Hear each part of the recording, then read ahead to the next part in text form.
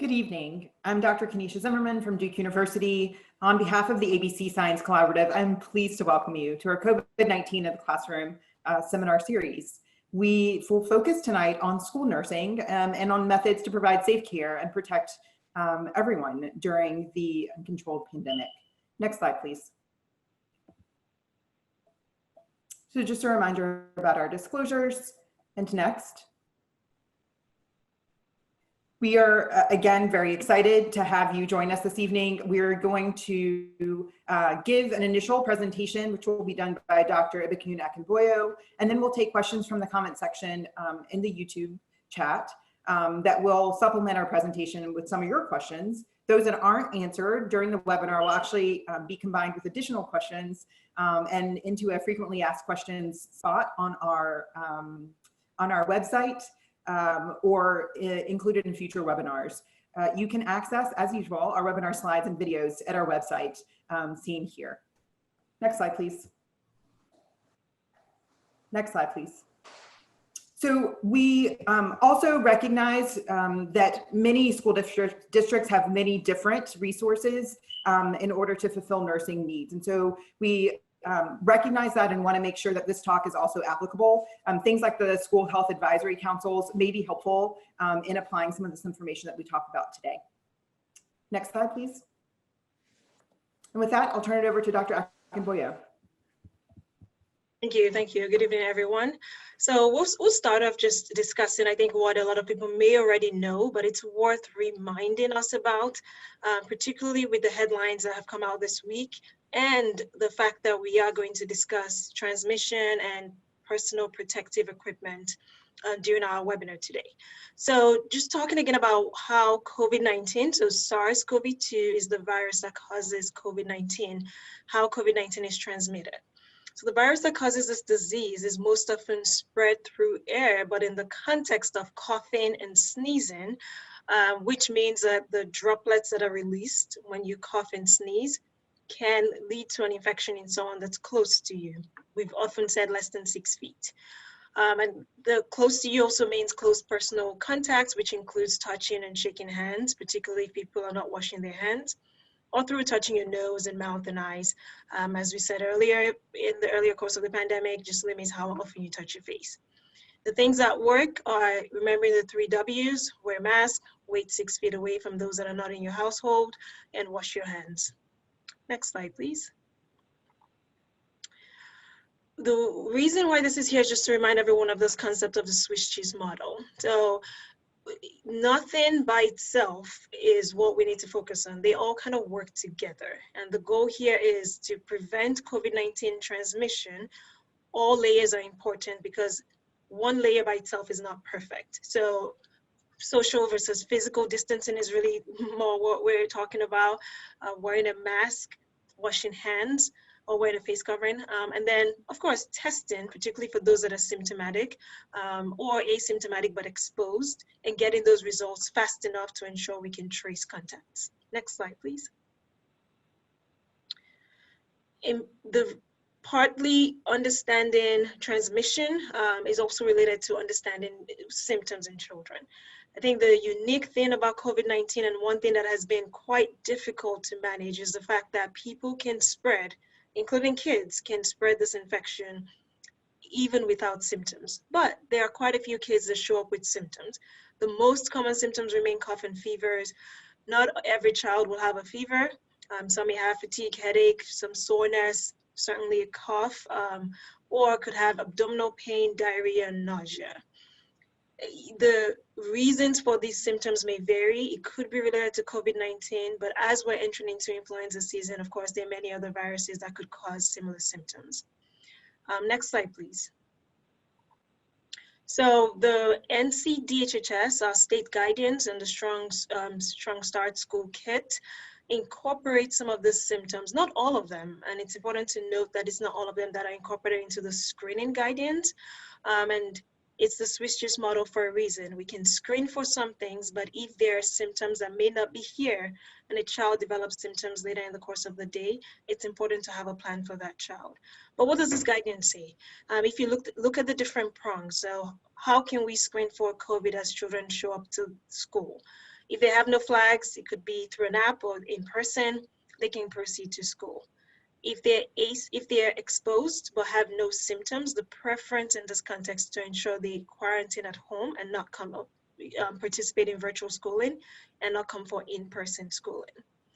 If they're diagnosed, even if they don't have symptoms, they do need to isolate because you can spread the infection. So you should be isolating at home. And if a child has at least one symptom, again, I will just talk through the difference in the long list of symptoms we just showed.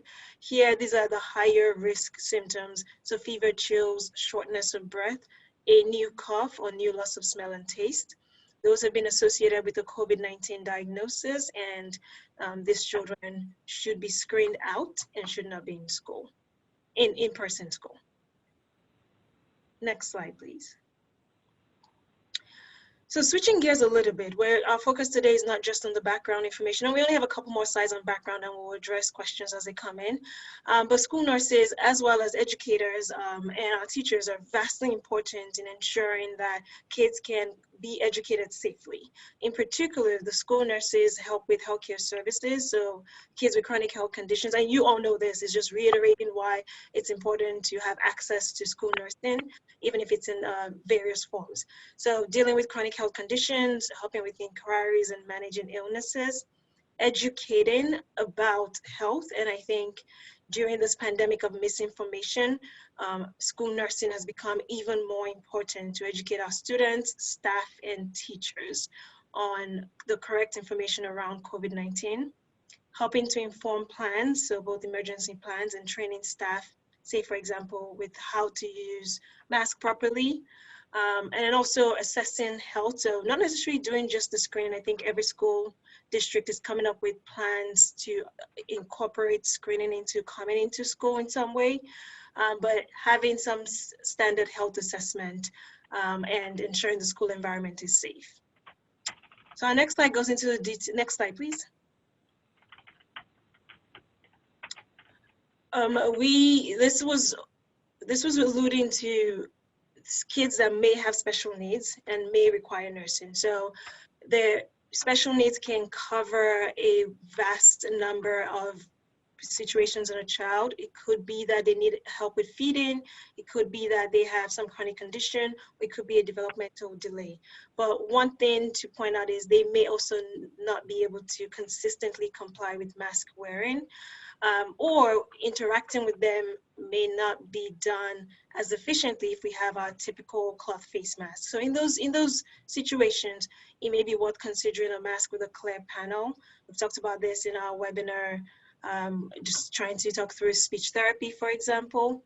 It may also be good to use face shields in combination with a surgical mask if the child is unable to wear a mask. And gowns and gloves in the context of school nursing will be needed. Next slide, please. The roles of school nurses remain vast. I talked about some of the general roles.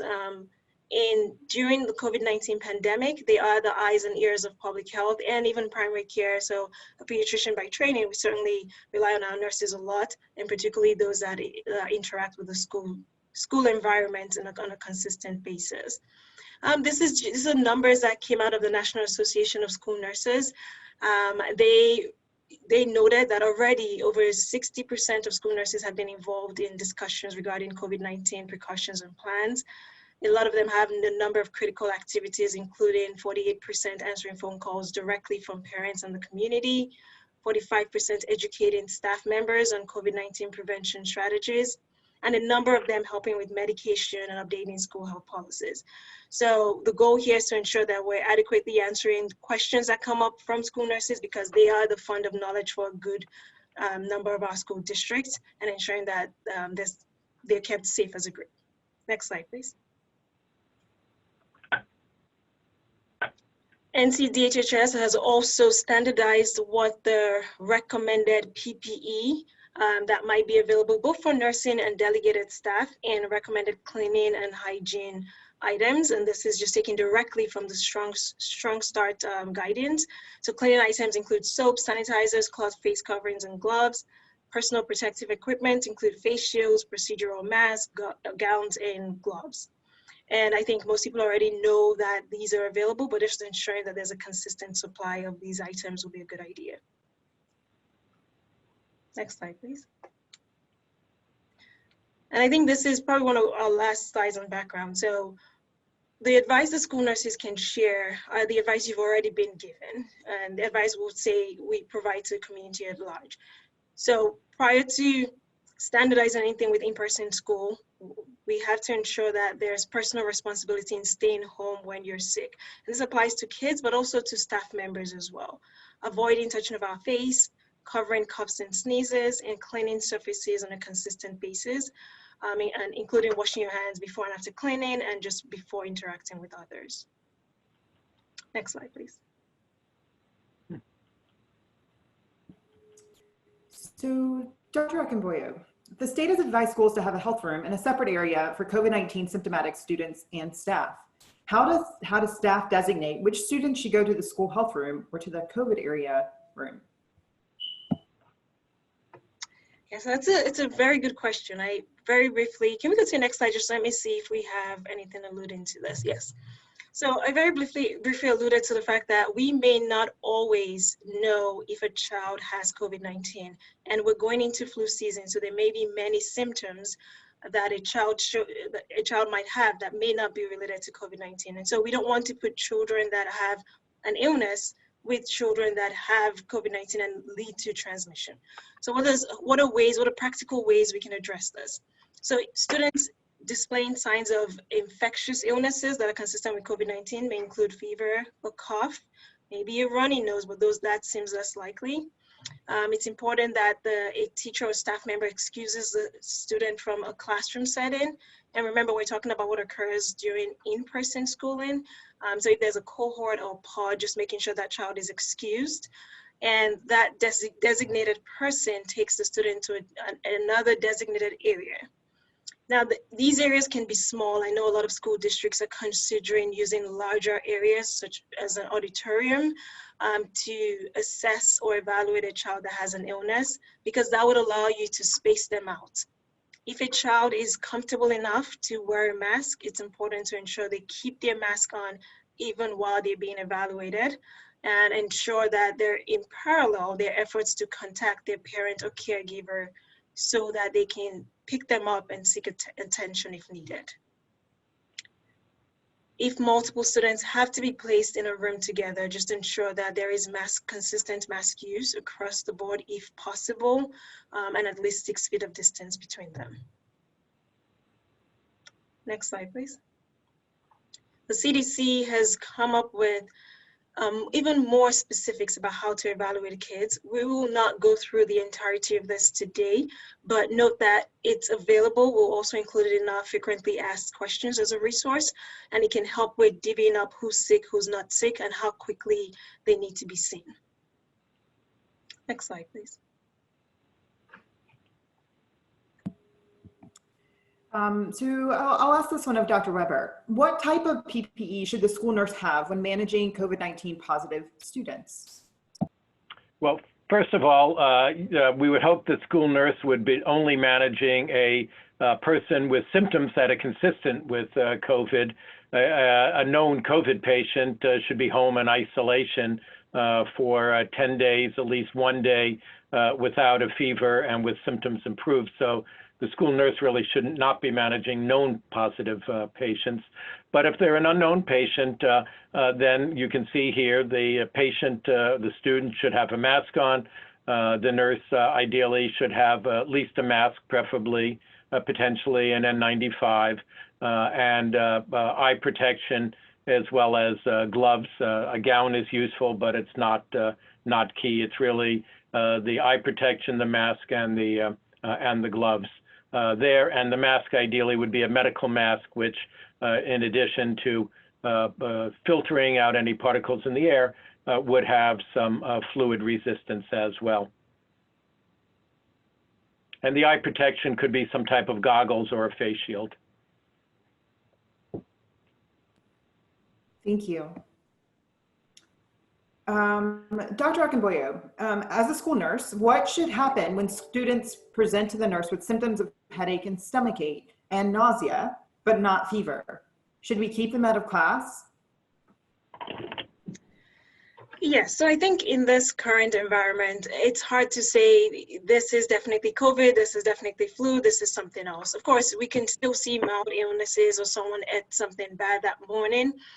But currently, the recommendation is to remove a child that's symptomatic, even if it seems mild, so a headache, a stomachache, or nausea, out of the classroom and have them evaluated or have a parent or caregiver come and pick them up and take them out of the school, in-person school setting.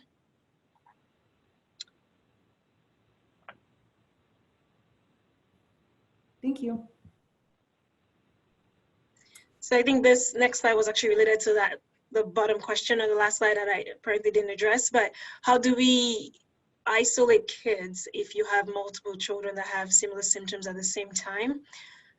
Both the CDC and our state guidance have provided some specifics around establishing a space and having this as a designated isolation space for children that are ill. It's not necessarily just COVID related, but ensuring that even if they have COVID-19, they can be seen in that space.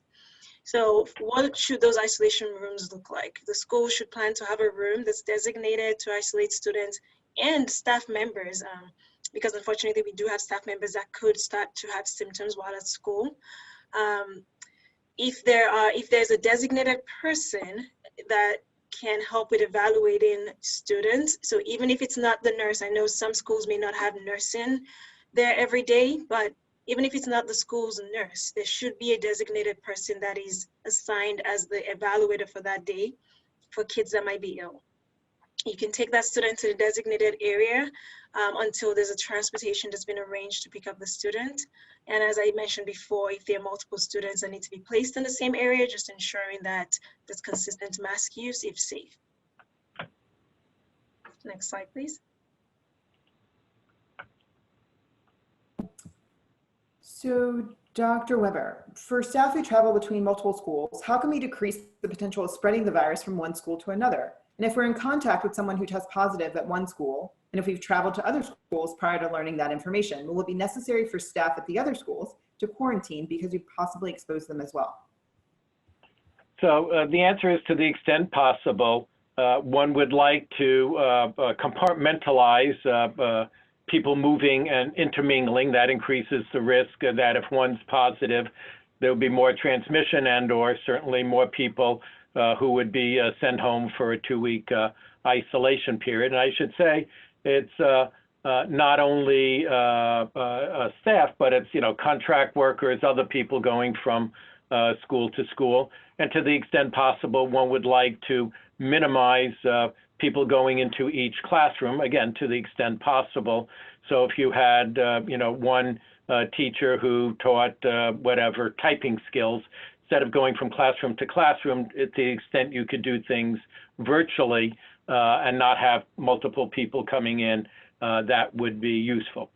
Beyond that, of course, everybody wearing masks and symptom screening. That is, if people have symptoms consistent with COVID, even mild symptoms, they do not come to work that day. They call an occupational health number, and then they go get a COVID test. So that is something that could be, that would be the best way to do that. But certainly people intermingling within a school or traveling between schools does raise concerns of transmission beyond that. And one could obviously see the chain that's occurring in the White House with multiple meetings and multiple infections as an example of people moving among different groups. There's no way to entirely eliminate it, but to the extent you can do things virtually and follow the guidance of physical distancing, mask wearing, and not coming to work ill is the best way to handle it. Great, thank you. So, Dr. Weber, I'll actually ask you this question as well. Why is COVID considered so much more dangerous than the flu than we have seen in more recent years? So there are two reasons. So first, let me point out that with influenza, of course, which does kill a considerable number of people and makes many more sick each year, we get a flu shot that decreases, or that decreases our risks. And many of us have at least some partial immunity to influenza because we've had either the flu shot, if not this year, in past years, or cases of the flu that provide some protection. Of course, for COVID, 100% of the population was susceptible because it had not been circulating, so that's one issue. Then besides that, it is just a more serious illness. So we track at our hospital the death rate for hospitalized patients due to a viral disease, and it's about the same. And as you'd expect, older people have higher risks. People with underlying diseases like heart or lung problems have higher risks. But overall, it's in the range at UNC of about 5%. And that includes, by the way, endemic coronaviruses. Our mortality rate, if you were sick enough to come into the hospital with COVID, is in the range of 13 to 15%. And hopefully some of the new drugs and other therapies will lower that. But so just within the hospital, it does appear to be about 3 times more deadly than influenza, plus many more people are obviously susceptible. Both those factors are driving the mortality rate. And as you know, we've had over 200,000 Americans die just since in the last 9 months of COVID, which is many more than would die in a year of influenza. Thank you. Next slide. So Dr. Akinboye, there have been a number of questions that may pertain actually to this slide. I'm wondering if you might be able to help us distinguish between COVID-19 and other symptoms from other illnesses. Yes, absolutely. So I will restate that it's going to be hard to delineate which symptom is associated with which infection when you're in a school setting and you're trying to screen what is making this child ill today. So in that setting, we do need to have an abundance of caution and preferentially remove a child from the classroom if they have a symptom. But again, we're targeting school nurses today, so we have a few more specifics that may be helpful. And so I'll go through the chart on my right. And this is just standard information that's been pushed out by the CDC. And just going through stepwise, the symptoms that are usually concerning for COVID-19 are on the far left of this chart. They include fever, a cough, a sore throat, shortness of breath, maybe some fatigue, diarrhea, vomiting, runny nose, and body aches.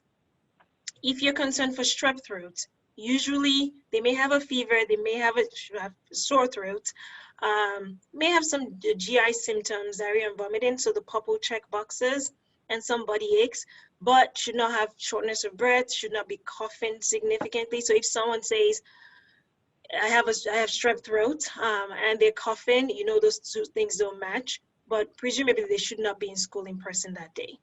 Similarly, and these are things you can also apply in your community as you're talking to others about COVID-19, the typical common cold tends to be a mild illness. Some people may have a cough, sore throat, maybe a runny nose.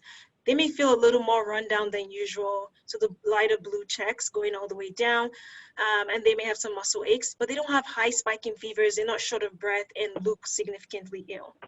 And then moving on to influenza, I think this is one that's tricky because most of the symptoms associated with influenza are also associated with COVID-19. In this chart, it looks like, except shortness of breath, you could argue that some people, if they get a severe case of influenza, may get short of breath eventually. One difference, it's a slight difference, is that people with COVID-19 seemingly report more cases of loss of smell and taste. Some people also report it with other viral illnesses. So we'll just carefully use that to separate out COVID-19 from something else. But clearly influenza can be pretty severe: fever, cough, sore throat, the dark blue check marks going all the way down, lots of tiredness, some GI symptoms in some people, and people tend to feel very achy. Now, those are separate from things that are non-infectious, like asthma. And I know if you're in school nursing, you probably have a lot of experience managing acute exacerbations of asthma. Tends to involve cough, shortness of breath, maybe some tiredness, but should not include a fever, runny nose, or diarrhea, vomiting. And of course, seasonal allergies. This became the bane of our existence in March and April because a lot of people were in North Carolina and a lot of people have allergies, and a lot of people associate their allergies with any symptom they have. The typical symptoms might be a mild runny nose. Some people may have red eyes, so the red checks here. Maybe cough, not as common, maybe a sore throat. But in the coronavirus and COVID era, I think it's been hard for people to separate out allergies from symptoms. If you do have symptoms that you may have thought would be allergies, it may be worth getting that tested, that person tested.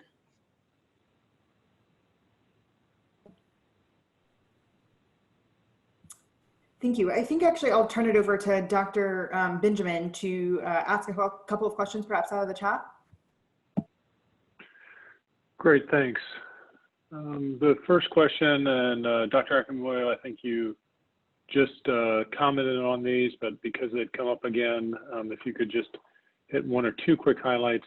How long should children isolate at home in some of the circumstances that you have outlined? Yeah, so we can go through isolation guidance. These are fairly consistent across the board now, although they may change again soon.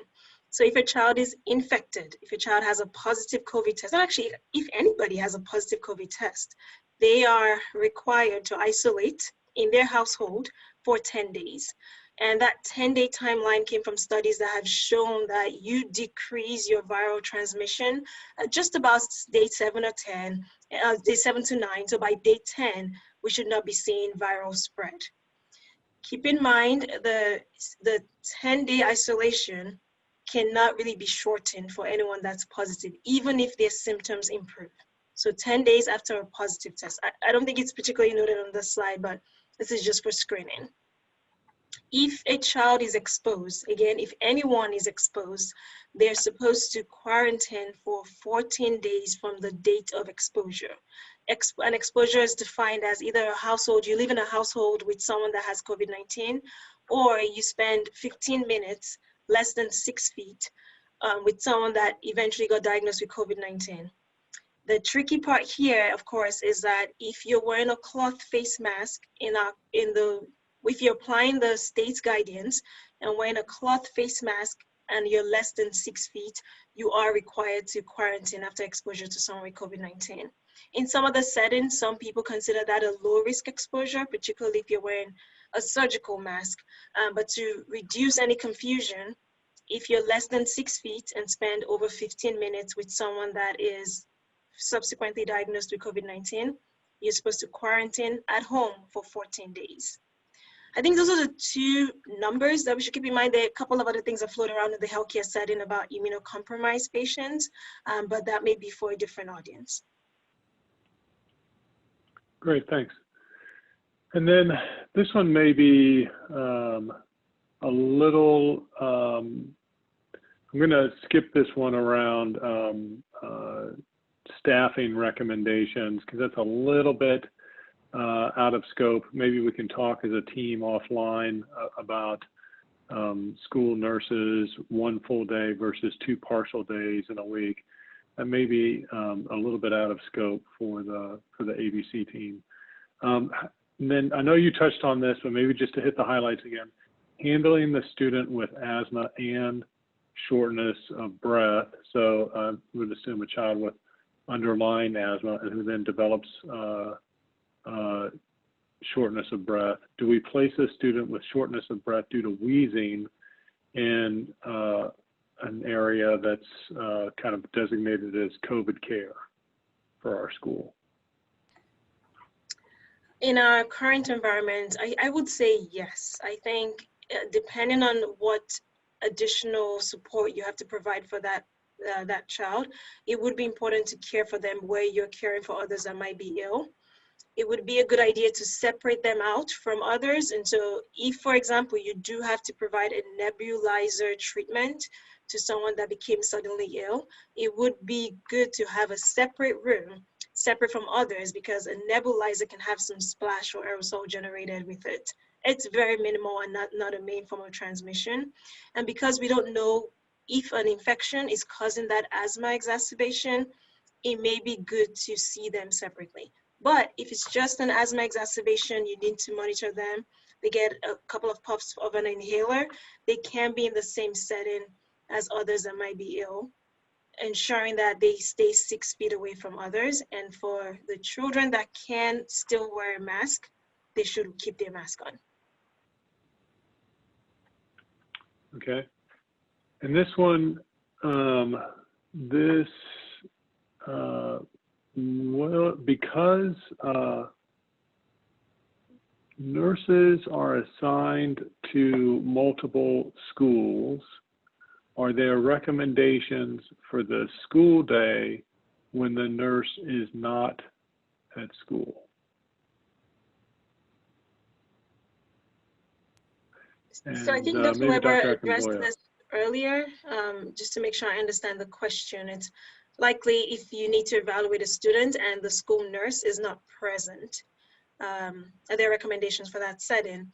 And I think, and I'm grateful we were able to interact with the school leaders as well, but I think having a designated person for one day, it may not necessarily be the school nurse, but ensuring that there is someone that's assigned to the role of evaluating students that may get sick in school would be part of a standard protocol as we go into in-person schooling. So my comments on that would be, obviously, whoever is doing the evaluation has to have some medical training. So there are several ways to do that. One is we're increasingly, Duke, UNC, all the hospitals, telemedicine. So one could work out a system where either the school nurse could do it virtually through telemedicine. There obviously has to be an adult in the room supervising, but you could do it through a telemedicine approach. Ultimately, the other options, if the child is mildly ill, is simply to call the parents to pick up the child, or if the child appears to be in any chance of distress, then obviously you would call 911 and have the paramedics come and evaluate the child. But to me, the simple and easiest thing would be to work out some telemedicine approach. And Dr. Weber, just to follow up on that, clearly with children who are becoming symptomatic with concerns for COVID-19, that's for pickup from parents. But if to make that assessment initially, has telemedicine school to school, another advantage of that be to reduce the amount of exposure of staff traveling school to school, which I think might be appealing for some schools. So if you could kind of give a little more details, if you have them, about your experience there, that would be great. So yes, we've been using telemedicine widely for internal medicine, family practice, pediatrics. Of course, the very simplest is just like we are, a simple screen, and obviously somebody then guiding someone through an evaluation. And of course, the healthcare provider can talk directly to the ill person and get a history. You can certainly get more sophisticated with having simple things like an example would be an electronic stethoscope that somebody could put on someone's chest that then would allow somebody like I'm sitting here with, I don't have my headphones in, but Danny has his headphones in, that they could actually listen to the heartbeat and the respirations. Those new devices that hook up into an electronic format are not particularly expensive, and they get increasingly sophisticated there. But the ones that are available can do things like respiration, pulse, allow people to do a blood pressure, or you could get an automatic blood pressure machine, which are inexpensive. So all of those things could get at least an initial evaluation as to how sick a person was through telemedicine. Great. Dr. Akinboye, I think this one might be for you, Ibikin. What about the students who are nonverbal or cannot express verbally discomfort or illness? And so just pushing that question onwards is a question probably trying to address how do you determine if they're ill? And then also how do you manage it if they are ill? So I think for children that cannot express themselves, again, educators are well versed in assessing a child's need. But if there's a change from baseline, most kids, particularly the chronic kids, have a baseline function that they can do in terms of interacting or what they look like. And if that changes, that could be the first sign that something is wrong. In terms of how to care for that child, because the child might not be able to wear a mask or wash their hands as needed, there may be some modifications that are needed, such as using a wipe to wipe their hands down, and for the staff to wear additional, what we've called previously enhanced protective equipment, which would include gowns, gloves, a face shield or eye protection, and a surgical mask. Right. David, I think this one for you. What about staff and or students who travel out of the country? Should they isolate before returning to school? You know, at the moment, there are very few countries in the world that have higher rates of COVID than the United States. So the answer in general would be no. But the risk to me is not so much going to a country unless you went to, I mean, really the outbreaks besides the United States, the other hotspots are Brazil and India. Certainly the rates are going up in Europe, and they're, you know, we're still higher than them, but they're approaching us. The risk of the travel is less where you go than how you get there and what you do. So there is some risk being on a plane, and certainly if you go to another country and then why would you go if you're just going to sit in a hotel room, you're eating in restaurants and doing other activities, that puts you at risk. Right now, at least at the University of North Carolina, we are not allowed as members of the university to travel out of state on official business. We don't have a particular policy that requires me to automatically stay home for 2 weeks when I return. But that was a decision would be made by individual counseling with occupational health, looking at the risks I may have encountered while I was traveling. Great. And then could you, I think you touched on this maybe in a previous webinar, but could you address, and David, this is to you, could you address later symptoms associated with COVID-19 in the second or third week? And are those symptoms relatively uncommon in children? So maybe untwining adults and children here. Well, let me start off first with adults. And the answer is there are at least one study I'm aware of in adults who had mild disease, never hospitalized, and 4 or 5 studies in hospitalized patients. So the older you are, the more underlying diseases you have, and the sicker you were, the more likely you are to have symptoms after you've had your recovery from COVID. But even people who have had mild disease, defined as symptomatic but not requiring hospitalization, will have symptoms that last for weeks to months and 30% of the time. And those symptoms tend to be what you'd find with COVID itself, shortness of breath, cough, fatigue, muscle aches. Fever, by the way, is not a continuing symptom. So somebody who's recovered from COVID and either has a prolonged fever or a new fever, that's an indication to seek medical care. For older individuals, things like mental confusion, more difficulty thinking, and other more subtle signs are also possible, and UNC is developing a multi-specialty post-care clinic. But I've talked to my colleagues in pediatrics around the country, and at this point, there is absolutely no data on children that I know of.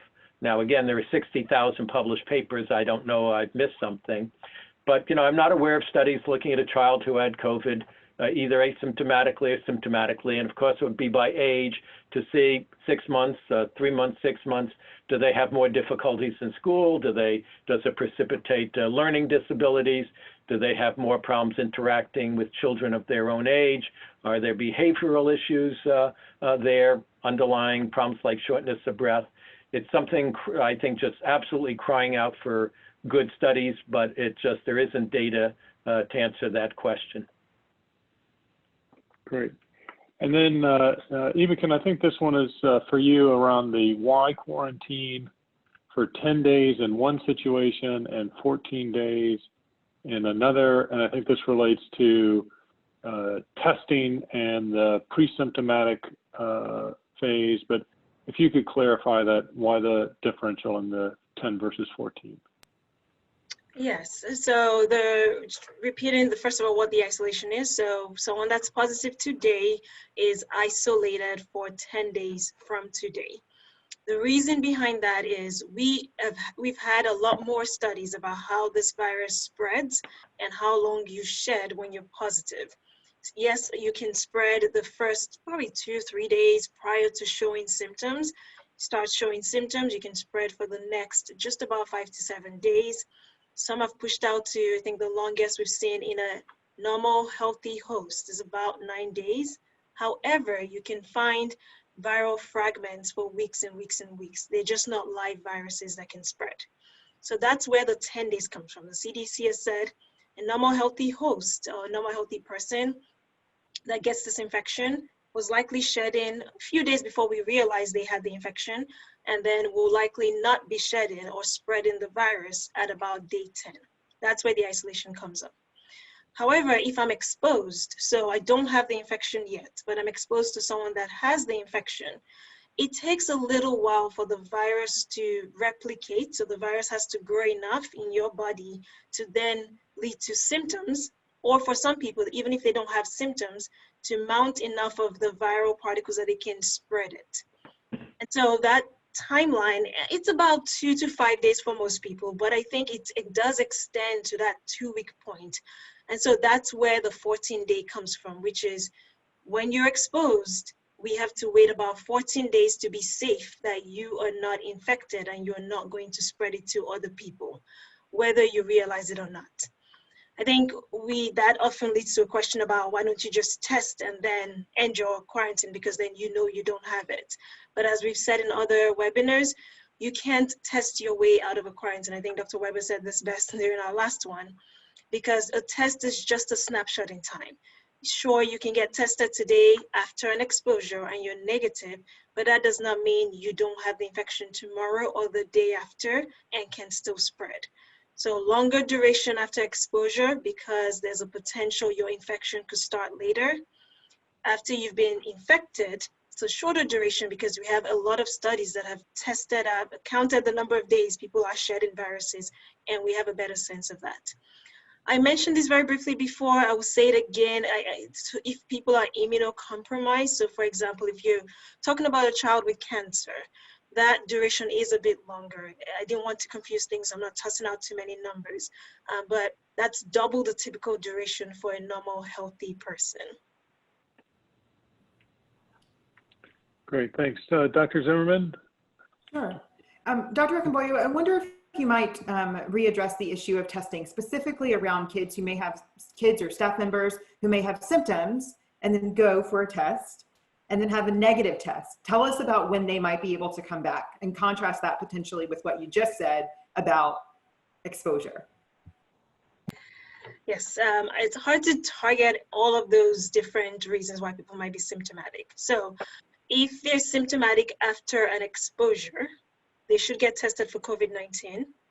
Even if they're negative, I think this is where things are a little tricky, because if you've been exposed to someone with COVID-19, you get tested, even if you're negative, for the most part, people still wait out their quarantine period because there's a chance you could still have COVID-19.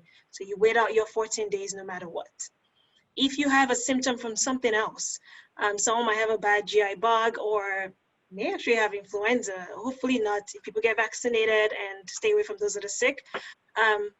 In that context, I think we can revert back to what we typically do. A lot of school districts already had protocols around when to return to school while ill.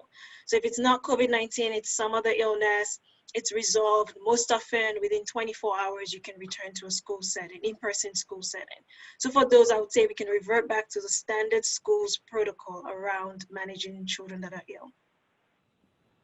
Thank you. Dr. Weber, I was wondering if you might be able to talk specifically and provide some clarification on the PPE that nurses potentially would be wearing. For example, when is it appropriate for them to wear a face mask? And what type of mask underneath potentially a face mask? Sorry, when is it appropriate to wear a face shield? And then what type of mask should they be wearing as well? So specifically for school nurses who are dealing with ill individuals. So first of all, ideally the student who's ill has a mask on, properly fitted, and so should the nurse. If the individual, particularly if the student who's ill cannot or will not wear a mask, then in that case the school nurse needs to be wearing eye protection, goggles, or a face shield. Either one works. But it has to be a true face shield or goggles. Regular glasses like I'm wearing now are not adequate to protect the eye. So in those cases, it's clearly mandatory that they would wear that. I should say, if they were doing any cough-inducing procedure, which they in general would not be at a school, then they clearly, regardless of whether the person's masked or not, they would need to be wearing a mask and a face shield. And of course, if the child is spitting or there's any saliva or liquids, then they should be, regardless of what the child has, COVID or not COVID, they should be protecting their eyes with goggles or a face shield then. Since it's obviously, you don't know what's going to happen, and you can't go grabbing for your face shield if the child yanks off his mask for whatever reason, they're sick, having shortness of breath or coughing too hard. It's just more prudent to always wear it with a sick child, eye protection. Great, thank you. Dr. Akinboyo, I was wondering if you might speak to medical reasons for children to not wear a mask. For example, is asthma a reason? So the medical reason for a child to not wear a mask may not exist yet. So we may have to banter on what the specific medical reason is. I think for adults, there's some we've mentioned quite, and maybe some complicated kids may not be able to comply. Although I will say in the hospital, we've had children, even those that may have a trach, may require some oxygen for a little bit, or chronically, or developmentally delayed, come into the hospital and wear a mask, even for a prolonged duration of time. That being said, there may be some reasons, but asthma is not one of them. I think if a child is acutely symptomatic, so if a child is having an acute asthma exacerbation, in that context, I certainly would not want anything over their face to help with evaluating them and of course, providing support. But during the normal course of the day, most children should be more than able to safely comply with mask wearing. As we mentioned before, younger children who cannot safely remove a mask by themselves, usually it's about the 2 to 3 years of age, excluded from most of this mask mandates. But all of the older kids, even with prior illness, even with chronic disease, should be able to comply with mask wearing. For children with some developmental delays, some have opted to, or may have some sensory disorders. Some have opted to use face shields. And then of course, there's some that really will not tolerate anything on their face, not because it's of a medical reason, but more for some developmental concerns. And in those cases, we have additional recommendations for the staff members that have to interact with them. And in this context, at least right now, they're virtual learning options for a lot of students if they have a lot of issues with PPE. Great, thank you. Maybe one more question for you, Dr. Akinboyo, and then I'll turn it back over to Dr. Benjamin. So when returning to an in-person school setting, how can we prevent outbreaks? And can you maybe contrast secondary transmission cases with cases within the school related to outbreaks? So how can we prevent outbreaks? I think that's separate from how can we prevent cases in school. So preventing outbreaks in school will go back to a lot of things you've already been a part of as people that are key players in the school plan, school policies. And all it has to do is having set protocols that involve mask wearing, distance between kids, between the staff members and kids, and washing hands and cleaning surfaces on a scheduled basis during or after the school day. That prevents spread within the school. However, if we have cases in the community, as we're seeing today, if in your household, if people are going to large events or having other areas in the community where people are gathering and spreading infections, We all live in communities, so we may see cases, but the way you know your plans are working is even if you have 1 or 2 cases or a few more isolated cases, but you don't see spread amongst their contacts, then you know that we're not seeing school-based clusters or school-based secondary transmission. So that's where that secondary transmission comes in. We will see cases. If we have cases in the community, it would not be 0 in schools. Those 2 things are linked. The schools are part of communities. Even if we have 1 case in the community, there's a potential you could have a case in school. But with all of the guidelines, all of the set protocols, we should not see spread from that 1 case in the school setting. So I hope that addressed it. I can't overstate, and I know I've said it many times. If we have community cases, we'll have school cases. We shouldn't see school spreads if we follow all the protocols. Sorry, just to follow up on that, can you maybe provide some examples from other states where things have gone well? Yes, certainly.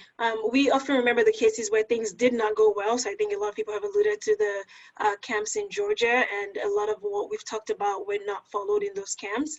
However, Rhode Island being one of them, and I'm referring to states that have also published their data. So there is a CDC paper around the experience in Rhode Island where daycare centers and kids were in congregate settings, not necessarily school settings.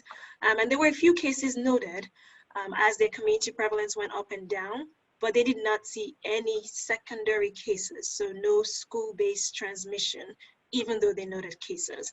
And then I will say in North Carolina, we've also, I know we have a long list of school-based clusters, but we've actually seen a lot of success among schools and summer camps. We've had quite a few summer camps that were open for about 3 months during the height of the pandemic, and a number of them did not report secondary cases, even though they had a few cases amongst the children. Over to you, Danny.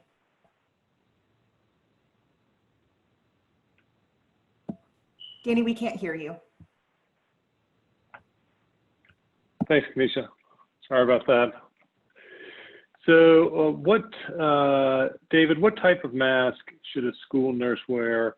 Cloth, medical grade, or N95? I know the group over there at UNC has done some high quality work around different types of masks. Can you retouch on that, please?